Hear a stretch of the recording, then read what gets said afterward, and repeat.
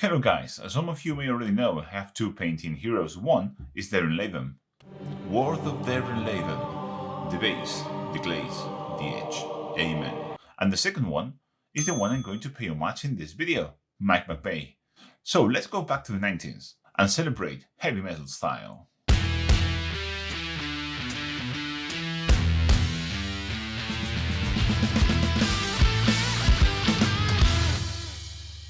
Hello fellow Herders of Blue, and welcome to my channel, and also welcome to another episode of Heavy Contrast, a series where I try to paint one miniature to the highest standard possible using just contrast paints and highlights. And for this episode I'm going back to my youth, back to the 90s, to paint an awesome looking Hive Fleet Behemoth old school paint job. And even if you don't want to go to the 90s with me, you can take most of the recipes in this video to paint the more modern Hive Fleet Behemoth color scheme. So, let's get cracking.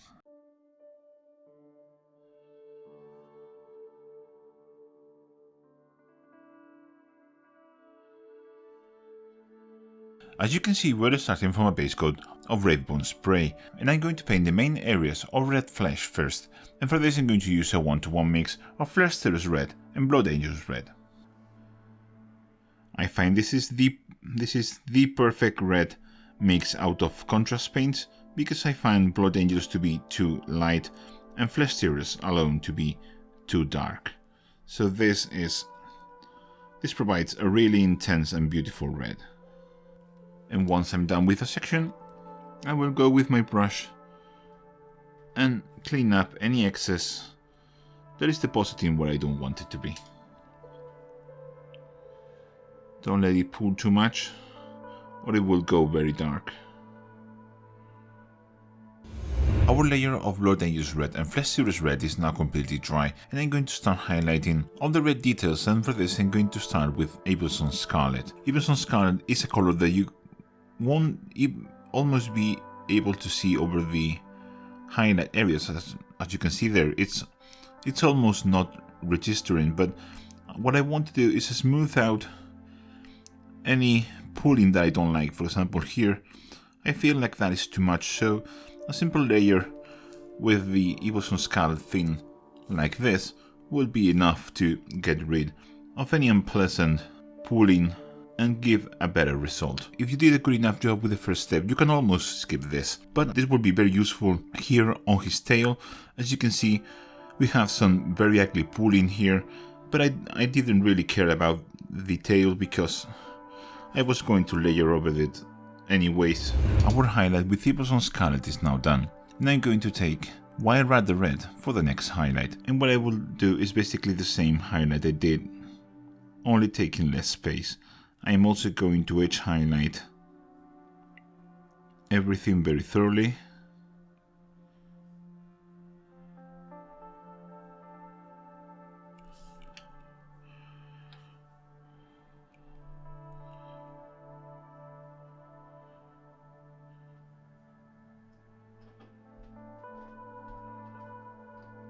And as I did before, I'm thinning my Wild Rider Red to this sort of consistency, and I am going to glaze some highlights here on the rounded spots, just like that.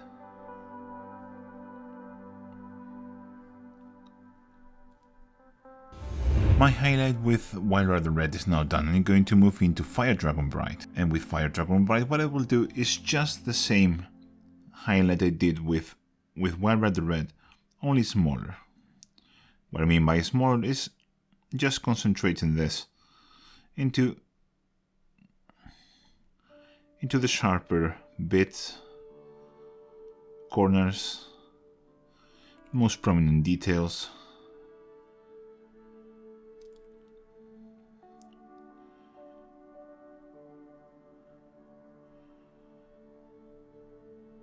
But as I've been doing with the other red highlights, I'm going to thin this down to this sort of consistency, and I'm going to apply a spot highlight in the middle of our previous one.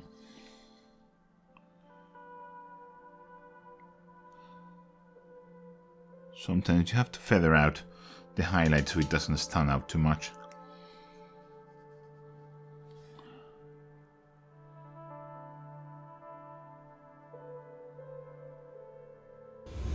with the highlight of Fire Dragon Bright now done. This is starting to look really good, but you know me, it's never enough.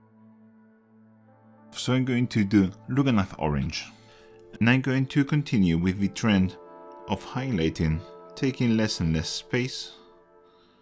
So I'm just doing the same highlight, but more concentrated, but even more concentrated into the very most prominent details.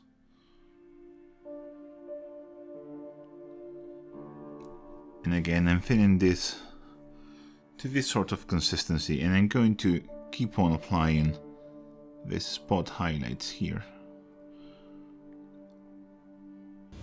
Our little Tyranid skin is now looking great, and you might think that it's now done, but you will be wrong, because I'm going to take it one step further using Palette Witch Flesh, and I'm just going to do very small dots in the brightest highlight, just dots of this.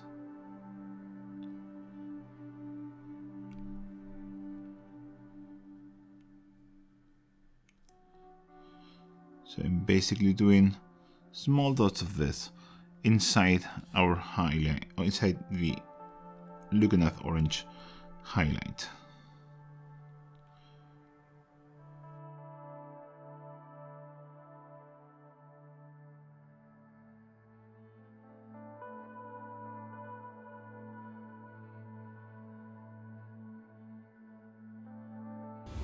With all our red skin now finished, it's time to paint all these fleshy details that are in between each of his sections. And I cleaned all those up using Corax White. I also cleaned up all the main carapace and claws using Wraithbone. And I'm going to do a layer of a 1 part Maker's Purple and 1 part Druchii Violet over all those fleshy details.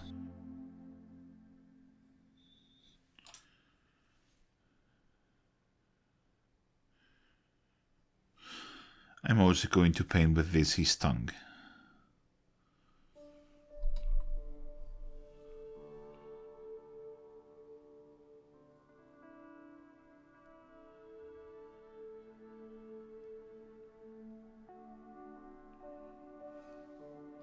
With that purple layer dries, I'm going to also apply contrast over his main carapace and claws, and for this I'm going to use Skeleton Horde.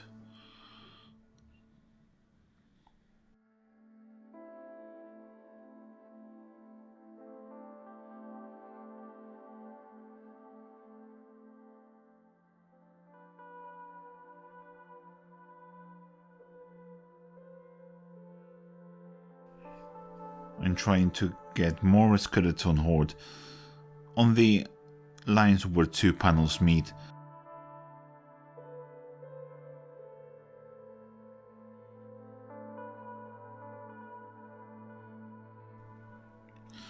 Skeleton Horde is a very forgiving contrast paint to use, so you're not going to have many troubles over these flat areas, but you are still going to want to go back and absorb any excess where you don't want it with your clean brush.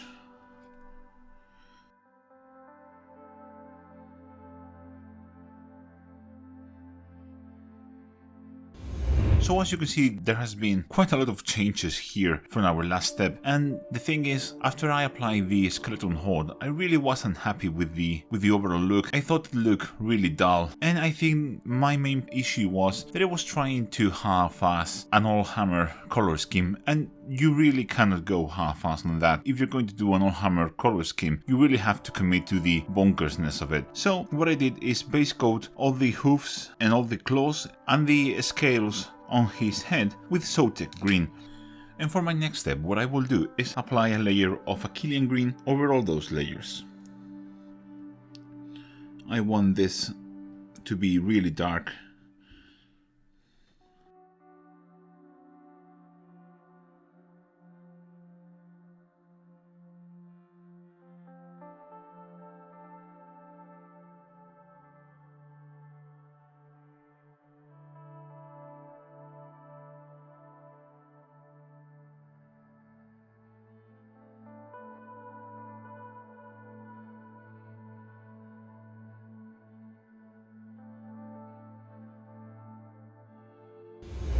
While the Achillean green dries, I'm going to add a bit more contrast into the main carapace, and for this I'm going back to Skeleton Horde, and what I will do with this is apply a layer of this towards the back of each scale where it meets the other ones, and then I will go with a clean brush and feather it out. If I feel I have to do more layers of this to really create a lot of volume, I will do so.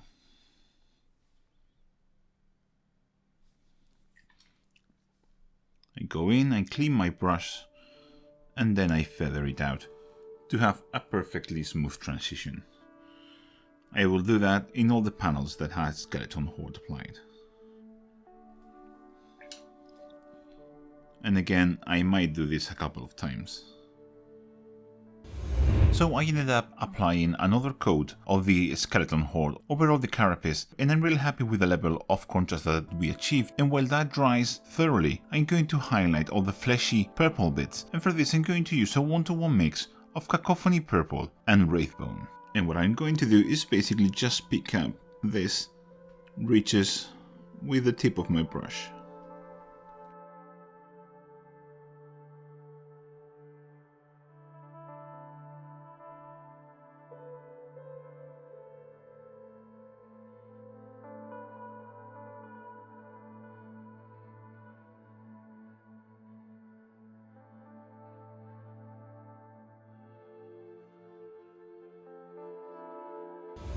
And now to finish up all those fleshy bits, I'm going to take Palette Witch Flesh and I'm going to do a small dots of this.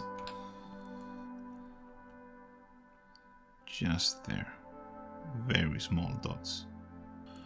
And by using Palette Witch Flesh, which is the color that we use to do the final highlight on the flesh, I'm going to unify all the colors a bit more and create a sense of atmosphere.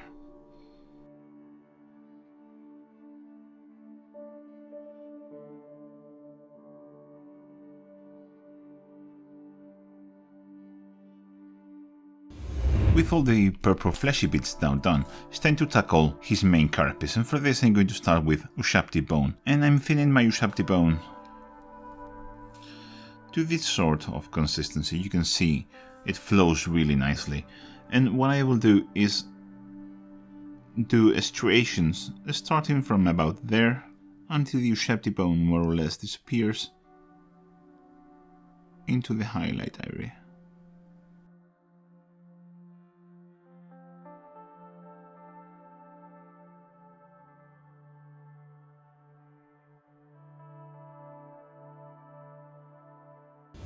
With those first highlights done, I'm going to move into the second stage, and this is a 1-to-1 mix of Ushabti Bone and Palette Witch Flesh.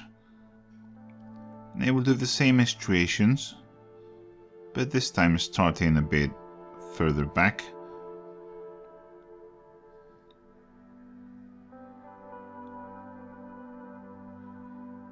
While I'm working on that, let me talk you about today's video sponsor, Skillshare. You already know that I've turned down a lot of sponsorship offers, and there's a very good reason why I accepted this one. Skillshare is a community full of passionate people just like me, people that are passionate about teaching others and about sharing their knowledge, and Skillshare offers a place where they can do just that and make a living out of it. By joining Skillshare, you will get access to thousands of amazing classes in any topic you can think of, like color theory, sculpting, photography and video production. This is a great opportunity to finally explore that skill you always wanted to develop and never did. I'm personally following my learning adventure of mastering Adobe After Effects with Simple Character Animation by Fraser Davidson, a perfect follow-up to the last course I did, Introduction to After Effects. Skillshare is designed with learning in mind, meaning there are no ads, and they are always launching new premium classes so you can stay focused and follow wherever your creativity takes you, and it's less than $10 a month with an annual subscription. Click the link in the description to join Skillshare, and the first 1,000 people to do so will get a free trial of premium membership so you can explore your creativity. Thanks again to Skillshare for not only providing a community for people to share their knowledge, but also for supporting content creators like me on YouTube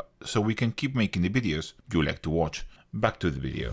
With that highlight done, I'm going to move into Palette Witch Flesh, and I'm just going to keep on building those striations. So I'm just going to do the same I've been doing, starting again a bit further back, just there.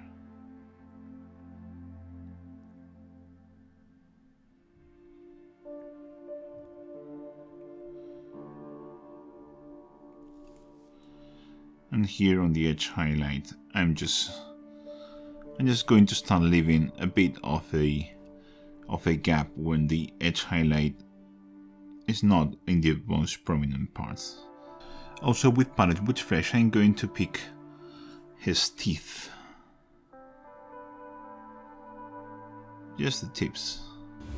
And finally for the carapace, I'm going to take pure white and just going to do very small dots of this in the very corners and in the end of each striation.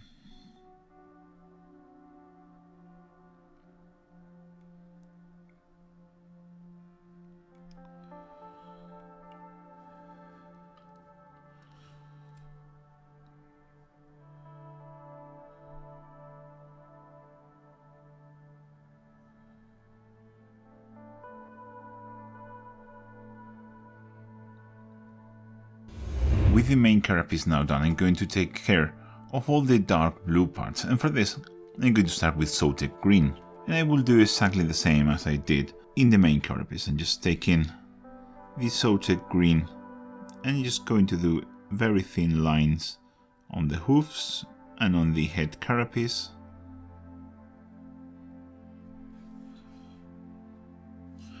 And then just going to edge highlight the other claws.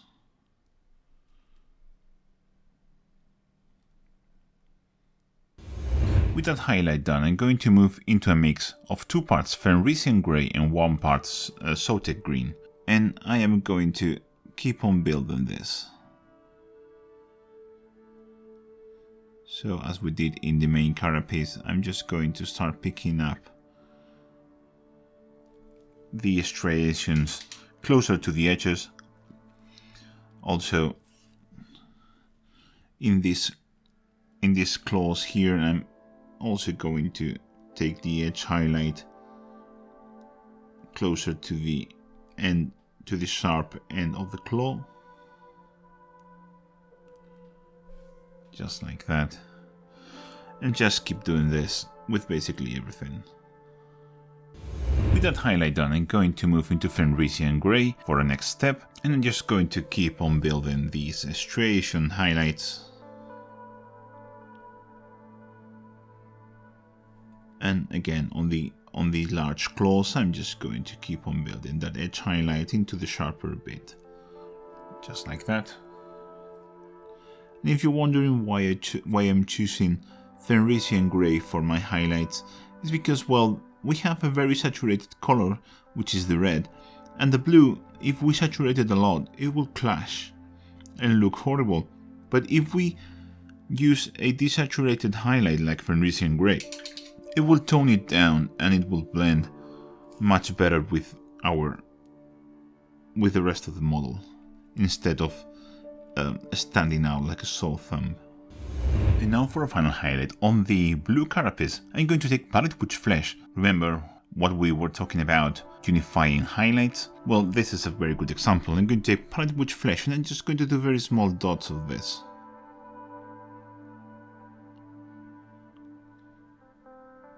Just at the very tips. And you may think before doing this that it's going to stand out, but it doesn't. It really integrates all the model together and looks really, really good. So again, here are the tips.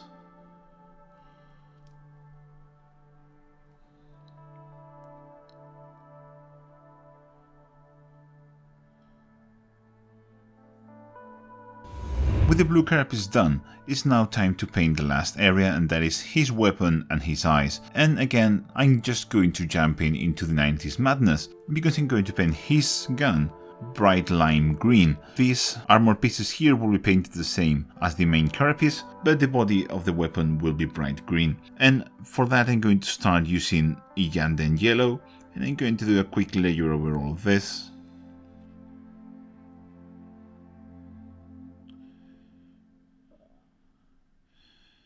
The work of the Iyanden yellow is just to establish a very bright yellow undercoat for our green, so it looks really limey.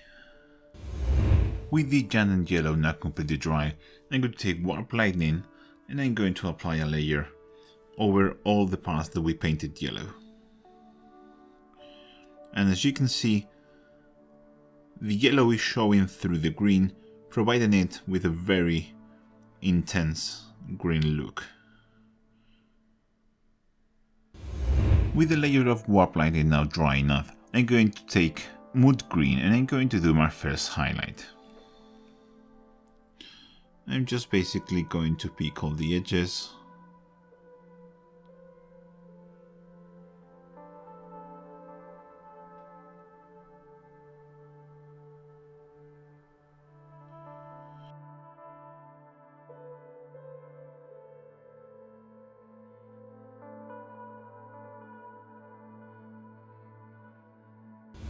For my next highlight on the green weapon, I'm going to use a 1-to-1 mix of mood green and dawn yellow. And I'm just now going to try and do the thinnest edge highlight I can possibly make.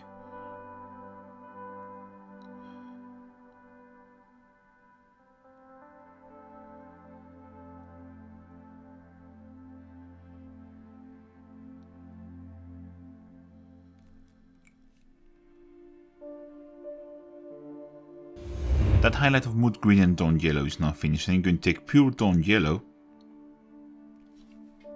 I'm just going to do another highlight. This time it will be the same thin edge highlight, but I'm going to just concentrate it into the most exposed corners.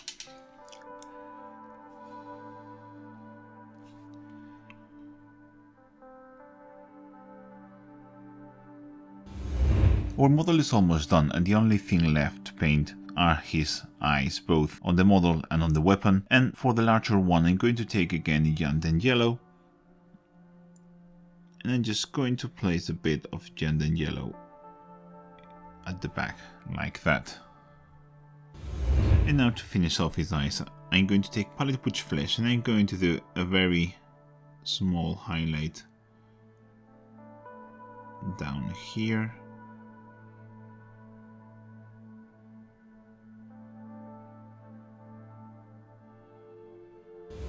And now we're going to take pure white, and I'm going to do a highlight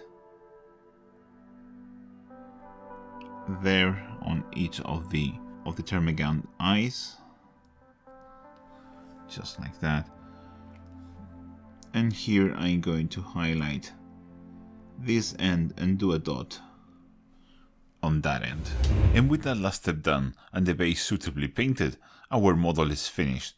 And I really had a lot of fun painting this wacky, mad, but really nostalgic Tyranid color scheme. At least nostalgic for me. And even if you don't want to go full 19s on this, you can take the red, the purple and the dark blue carapace and use those recipes to paint the more modern version of Hive Fleet Behemoth. So guys, I really hope you enjoyed this video, and I'll catch you in the next one. Bye! Do you like my videos and want to help me make them? Well, there are several ways you can do that. You can follow me on social media. You have the links to all my social media in the description below. You can also check all my affiliate links in the pinned comment of this video. Use those links in your next hobby purchase and help me without any additional cost to you. I also have merch that you can see just below this video in the shop tab of my channel, but most importantly, there is Patreon and channel members. You have the link to my Patreon in the description below and in the pinned comment of this video, or if you prefer, you can just click the join button below this video. Patreon and channel members help me do all the cool projects that I want to make and help me improve the quality of my videos. Don't be afraid, no content will ever be hidden behind a paywall, but it's a nice way to help me, and you will get something back for generosity. That's it guys, thank you very much for watching. A special thank you to Daniel Figueiredo, Heather Amster, Lawrence Sigismundi, Ben Morin, Victor Domen, Michael Boye, Christoph Moret, Joshua Bohannon, Ryan Mann, Beldrain, Patrick Letsisis, Javi Mota, Kevin Sulas, Kieran Omurthail, Leonard Lindemann, Dr. V, G-Force, Elric Edge, Asha Park, Dilty Butler, Josh Simpson, Dominic Trevizo, Richard Kelkowski, Brent Schillinger, Mark Jarvis, One Brushstroke Better, Gareth Smith, Bilkas War, Mateo de Rienzo, Arandel, Natius Maximus, Samuel, Supernev, Equitas, Chris Fibey, Darcy Farrar, Kevin Mian, Jamie Milligan, and Matthew Miller for being the coolest persons in the planet. Be like these fine folks, join my Patreon, and take control.